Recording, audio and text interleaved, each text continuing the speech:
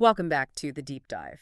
Today, we're doing something a little different. We're looking at just one source, a really intensive app review to examine the Grifin app. Mhm. It's one of those apps that promises to turn your everyday spending into, well, automatic investments by rounding up your purchases. Right. So our mission is pretty simple, but also really crucial, digging into this review to see if Grifin is actually legit, if it's safe, and if it's, worthwhile for you. That's exactly right. Yeah. Because when you're looking at any new financial app, you have to look beyond just the slick features. This deep dive is really about what a user should be checking for. Okay, so let's get right into it. The core mechanism. How does this thing actually work? Well, it's pretty straightforward. You link your card, you go buy a coffee for, say, $4.30. And it automatically rounds that up to $5, taking the extra 70 cents. Exactly. And then it invests that 70 cents into a stock. The app's whole hook is that it tries to invest in the company you just spent money at. So Starbucks stock in that case. Yep. And according to the review, users really like this.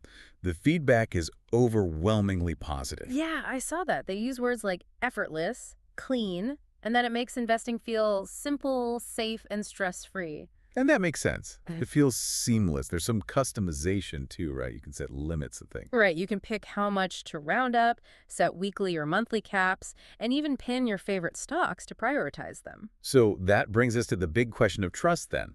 How do we know it's reliable? Well, the review points to a few key signals. First, just the basics. It's available on both the Google Play Store and the Apple App Store. Which means it's passed at least some kind of initial vetting process by those platforms. Yeah, It's a low bar, but it's a bar. exactly. But the review goes deeper into their corporate transparency, which it says is really important. So who's actually running the show? Yeah, and they're very upfront about it. They name their CEO and co-founder, a guy called Aaron Frog. The source makes a point of saying that scam apps almost never do that. They hide. They're totally anonymous. That's a huge red flag if you can't find a name. So that's a good sign. What about safety features for, your actual money? The review mentions this smart 1.5x balance check.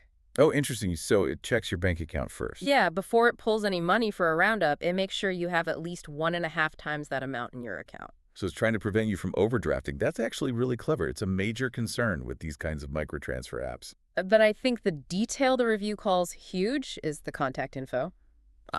Griffin provides everything: an email, a phone number, and get this, a physical address. Wow, a physical address. You really don't see that very often. That speaks to a certain level of accountability. They're not trying to be a ghost. So putting it all together, for you listening, based on this one really detailed review, Griffin seems like a solid option, especially for a beginner. Right. You've got transparent founders, real contact information, those platform approvals, and positive user feedback. It definitely looks like a trustworthy way to get into investing just by, well, shopping. It does. But that leaves me with one final thought, something for you to chew on. This entire model links your consumption habits directly to your investment portfolio. You invest in what you buy. Exactly. So the question is, what are the broader implications of that? Is it a good or a bad thing when your everyday spending automatically shapes the future of your entire financial portfolio?